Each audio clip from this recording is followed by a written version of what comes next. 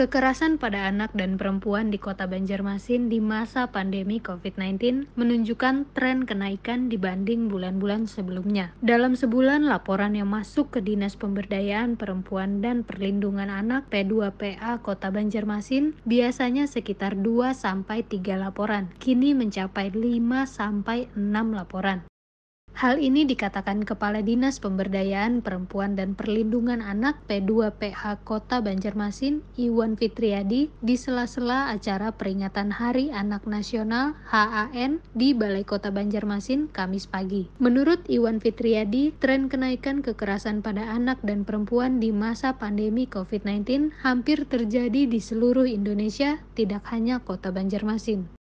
Untuk kekerasan terhadap perempuan dan anak, memang khususnya di masa pandemi ini kecenderungan, kata Ibu Wali Kota tadi, kecenderungannya memang meningkat.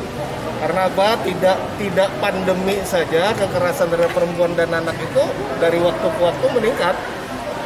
Meningkatnya kasus kekerasan terhadap anak ini sebenarnya bisa dilihat dari dua sisi, kata Ibu Wali tadi kan, di dua sisi. Yang pertama, dengan bertambah banyaknya angka kekerasan terhadap perempuan dan anak, itu kalau dari sisi negatifnya tentunya kita prihatin, masih terjadi kekerasan terhadap perempuan dan anak. Tapi dari sisi positifnya adalah ini berarti menunjukkan kepedulian masyarakat untuk melaporkan adanya kekerasan terhadap perempuan dan anak. Kepedulian masyarakat ini semakin meningkat, jadi angkanya memang bertambah. Itu menunjukkan kepedulian masyarakat. Kan seperti diketahui bahwa kekerasan terhadap perempuan dan anak itu seperti fenomena gunung es yang sesungguhnya terjadi, yang tidak dilaporkan itu jauh lebih besar. Meningkatnya angka kekerasan pada anak dan perempuan memang menurut Ketua TP PKK Kota Banjarmasin Siti Wasilah tidak terlepas dari masalah ekonomi keluarga dan tingginya kesadaran masyarakat yang mau melaporkan adanya kekerasan pada anak dan perempuan kepada tim Satgas yang dibentuk pemerintah Kota Banjarmasin.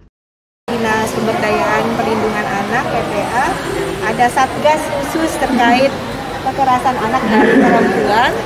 Jadi data sepenuhnya bisa diakses kepada Dinas P3A ke aktivitas perhatian kita terhadap kasus kekerasan terhadap anak dan perempuan itu kemudian menyebabkan kesadaran warga untuk melaporkan jadi tinggi, sehingga memang kasus dari tahun ke tahun cenderung tinggi. Itu artinya apa?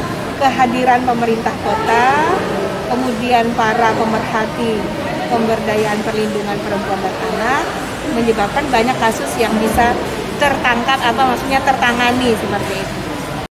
Kekerasan pada anak dan perempuan setiap tahun mengalami peningkatan. Tahun 2016 lalu terdapat 23 kasus. Tahun 2017 naik menjadi 35 kasus. Tahun 2018 terdata 37 kasus. Dan tahun 2019 sebanyak 47 kasus. Sedangkan tahun 2020 ini kemungkinan jumlahnya akan lebih banyak mengingat bersamaan dengan pandemi COVID-19 karena banyak masyarakat yang terkena dampaknya. Dari Banjarmasin, reporter Banua Pos TV, Hamdiah melaporkan.